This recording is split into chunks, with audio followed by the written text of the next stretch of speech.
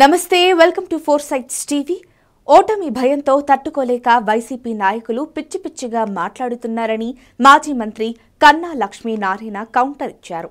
YCP ప్రభుత్వానికి ప్రజలు బుద్ధి చెప్పే సమయం ఆసన్నమైందని బొప్పుడిలో జరిగిన ప్రజాగలం సభ జన ప్రభంజనంలా ఉందన్నారు.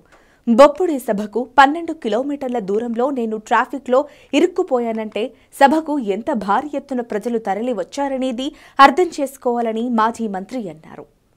బొప్పుడిలో జరిగినటువంటి మహాసభ అది ఒక జన ప్రభంజనం లాగా జరిగింది. ఒక చారిత్రాత్మకమైనటువంటి సభలాగా జరిగింది. ప్రధానమంత్రి నరేంద్ర మోదీ గారు,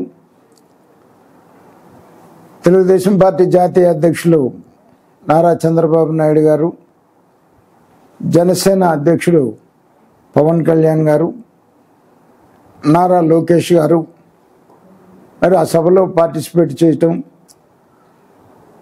అసలు ఆ ఏరియా మొత్తం కూడా నేనైతే 15 కిలోమీటర్ల దూరంలో బొప్పుడికి ట్రాఫిక్లో ఇరుక్కుపోయాను.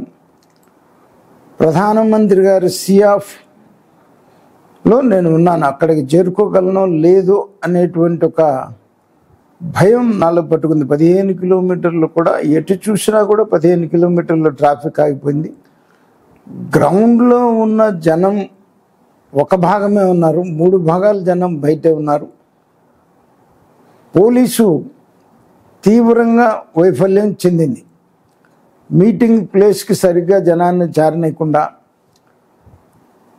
మధ్యలోనే ఆపేసి కిలోమీటర్ల లెక్క ట్రాఫిక్ జామ్, కావాలని ట్రాఫిక్ జామ్ సృష్టించినటువంటి పరిస్థితి. మరి కొంతమంది వైసీపీ నాయకులు ఓటమి భయంతో తట్టుకోలేక పిచ్చి పిచ్చిగా మాట్లాడుతున్నటువంటి పరిస్థితి ఉంది. వీళ్ళకి బుద్ధి చెప్పడానికి ఎంతో సమయం లేదు, ఎన్నికల్లో ఉన్నాము.